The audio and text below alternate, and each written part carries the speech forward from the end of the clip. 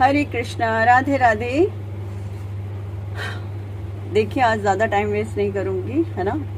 तो अभी आगे बढ़ते हैं फटाफट से। मेरा भी फास्ट है, राइट। थोड़ा सा स्लो एनर्जी हो गई आज। ओके, इतनी स्लो भी नहीं है बट हाँ थोड़ी स्लो है। तो आगे बढ़ते हैं। इसी के साथ मैं शुरू करती हूँ अध्याय 1 श्लोक नंबर 13। दूसरी ओर से श्वेत घोड़ों द्वारा खींचे जाने वाले विशाल रथ पर आसीन कृष्ण तथा अर्जुन ने अपने दिव्य शंख बजाए। सॉरी, गलत बोलने के लिए। अपने दिव्य शंख बजाए।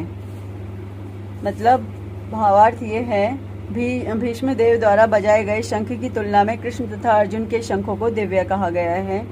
दिव्य शंखों के नाद से सूचित हो रहा था कि दूसरे पक्ष की विजय की कोई आशा न थी, क्योंकि कृष्ण पांडवों के पक्ष में थे। जय सदा पांडवों के पुत्र जैसों की होती है। पांडु के पुत्र जैसों की होती है, क्योंकि भगवान कृष्ण उनके साथ हैं। हमेशा विजय किसकी होती है? जो सच के साथ होता है, जो सत्य का साथ देता है, जो सच के साथ होता है। हमेशा सत्य का साथ दीजिए, हमेशा सच के साथ दीजिए। गलत करने से बचिए। गलत कहीं हो रहा हो तो उसको रोकिए। ओके, आगे बढ़ते हैं। भगवान कृष्ण उनके साथ हैं और जहाँ जहाँ भगवान विद्यमान हैं वहीं वहीं लक्ष्मी जी भी रहती हैं। अब लोग सोचते हैं सिर्फ लक्ष्मी जी की पूजा कर लो, लक्ष्मी जी पट जाएंगे। अरे रे रे रे, गलती पर हो थोड़ी सी। लक्ष्मी जी, एक बात बताइए, आप अपने मतलब जो वाइफ्स हैं, मैं उनसे एक क्वेश्चन पूछती हूँ, क्या आप अपने पतियों के बिना ज्यादा दिन कहीं टिक सकती हो? 1 दिन 2 दिन, हार्डली 3 दिन, वापस निकल के भागोगी ना वहां से। तो लक्ष्मी जी के हस्बैंड कौन है? विष्णु भगवान है। हाँ, लक्ष्मी जी विष्णु भगवान के बिना कितने दिन एक जगह रुक सकती हैं? नहीं रुक सकती है ना। कृष्ण भगवान के बिना कितने दिन रुक लेंगे किसी जगह पे? तो वही यहाँ पर कहा जा रहा है कि क्योंकि जहाँ जहाँ भगवान विद्यमान है, विष्णु भगवान यानी कृष्ण भगवान विद्यमान है, वहीं वहीं लक्ष्मी जी भी रहती हैं, क्योंकि वे अपने पति के बिना नहीं रह सकती। अतः जैसा कि विष्णु या भगवान कृष्ण के शंख द्वारा उत्पन्न दिव्य ध्वनि से सूचित हो रहा था, विजय तथा श्री यानी लक्ष्मी जी यानी श्री राधा जी। ओके, श्री कहते हैं ना, श्री जी यानी राधा जी। अब श्री जी तो लक्ष्मी जी भी है ना, तो वही तो। श्री दोनों ही अर्जुन यानी विजय तथा श्री दोनों ही अर्जुन की प्रतीक्षा कर रही थी। इसके अतिरिक्त जिस रथ में दोनों मित्र आसीन थे वह अर्जुन को अग्नि देवता द्वारा प्रदत्त था, और इससे सूचित हो रहा था कि तीनों लोकों में जहां कहीं भी यह जाएगा वहां विजय निश्चित है। अब भगवान कृष्ण जिसके साथ हो उसकी विजय निश्चित ना हो, ऐसा कैसे पॉसिबल भी कैसे, है ना। जहाँ भगवान कृष्ण विजय तो वहां जानी ही जानी है। ऑब्वियसली यार, एक नॉर्मल सी बात है तो। है ना, बहुत ही छोटी सी और नॉर्मल सी बात है कि जहाँ कृष्ण भगवान है वहां विजय निश्चित है ही है। मुझसे लिखवा लो, मैं लिख के देने को तैयार हूँ इस बात को। कृष्ण भगवान जहाँ होंगे वो निश्चित ही विजय वहां पर जाएगी ही जाएगी। विजय श्री जी भी तो वहीं जाती है ना जहाँ भगवान कृष्ण विद्यमान होते हैं। कहाँ जाएंगे? हैं, जीत कहाँ किस ओर लिखी जाएगी? जहाँ भगवान होंगे, जहाँ सत्य होगा, जहाँ धर्म होगा। धर्म जहाँ होगा वहाँ विद्यमान होंगे ही होंगे। धर्म का साथ दीजिए, सत्य का साथ दीजिए, खुश रहिए और दूसरों को भी खुश रखिए। तो कल मैंने कहाँ पर छोड़ा था, वो श्लोक नंबर 13 हो गया। अभी आज के लिए भगवत गीता का श्लोक इतना ही। अब जो मैंने कल छोड़ा था, जहाँ मैं आपको समझाना चाहती हूँ कुछ बातें, तो अर्जुन भगवान कृष्ण के सखा रूप हैं और वो पूरे तरीके से इस एबल हैं कि उन्हें भगवान कृष्ण भगवत गीता का पाठ समझाएं।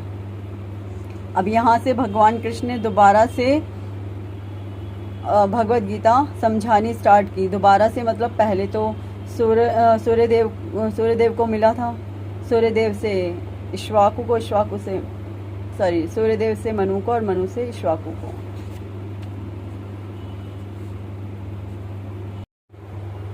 इक्ष्वाकु को मिली थी। उसके बाद ये परंपरा खंडित हो गई। फिर इसे भगवान जी ने दोबारा से चालू करने के लिए अर्जुन से कहा। अर्जुन उसके लिए बिल्कुल योग्य थे, क्योंकि वो भगवान कृष्ण के परम भक्त भी थे। ठीक है, अब वह भगवत गीता को सबसे अच्छी तरह समझ सकता है। कहने का तात्पर्य है कि भक्त को भगवान से प्रत्यक्ष रूप से संबंधित होना चाहिए। जो ही कोई भगवान का भक्त बन जाता है, त्यों ही उसका सीधा संबंध भगवान से हो जाता है। यह एक अत्यंत विशद विषय है, लेकिन संक्षेप में यह बताया जा सकता है कि भक्त तथा भगवान के मध्य 5 प्रकार का संबंध हो सकता है। कोई निष्क्रिय अवस्था में भक्त हो सकता है, कोई सक्रिय अवस्था में भक्त हो सकता है, कोई सखा रूप में भक्त हो सकता है, कोई माता या पिता रूप में भक्त हो सकता है, कोई दंपति रूप में भक्त हो सकता है। निष्क्रिय है यानी कि कोई निराकार में मानता है तो भी है तो वो भक्त ही। ठीक है, थोड़ा सा घूम के जाना पड़ रहा है उसको, बट इट्स ओके। घूम के जाना पड़ रहा है उसको, जानता नहीं है श्री कृष्ण भगवान को भगवान है वो, उसे थोड़ा राउंड चक्कर लेके जाना पड़ रहा है, बट है भक्त वो भी कृष्ण भगवान का ही, क्योंकि निराकार में भी तो वही है ना, साकार में भी वही है। एक है कि हमने मान रखा है भगवान को ये भगवान है, कृष्ण भगवान है। एक है कि हमें नहीं पता है कि कृष्ण भगवान है, लेकिन हम उस दिव्य ज्योति की पूजा कर रहे हैं, उस दिव्य ज्योति को पूरे तरीके से मानते हैं। तो बस थोड़ा सा घूम के जाना पड़ रहा है, सर्कल काट के जाएंगे, इट्स ओके, बट जाना वही है। कोई सक्रिय अवस्था में भक्त हो सकता है, कोई जानता है कि हाँ ये कृष्ण भगवान है और वो तरीके से भक्ति भाव में पूजा में लगा हुआ है अच्छे तरीके से। अब कोई सखा रूप में भक्त हो सकता है। सखा रूप में किसी ने भगवान से अपना रिश्ता स्थापित कर लिया, सखा रूप में किसी ने भगवान से स्थापित कर लिया, माता पिता के रूप में किसी ने भगवान से अपना रिश्ता स्थापित कर लिया, दंपति प्रेमी के रूप में। तो इस तरीके से भी वो भगवान के निकट हो सकता है, नज़दीक हो सकता है और बहुत ही उन्हें प्रिय हो सकता है। भगवान को अपने भक्त सर्वाधिक प्रिय है। सीरियसली मैं फिर बोल रही हूँ, कृष्णा जी को अपने भक्त बहुत ही ज़्यादा प्रिय हैं। वो हर चीज़ के बिना एक बार को रह सकते हैं, लेकिन वो अपने भक्तों के बिना नहीं रह सकते। उन्हें अपने भक्त बहुत ज़्यादा प्रिय हैं। मैं जानती हूँ, मैं अनुभव करती हूँ इस चीज़ को कि हाँ उन्हें अपने भक्त बहुत ज़्यादा प्रिय हैं।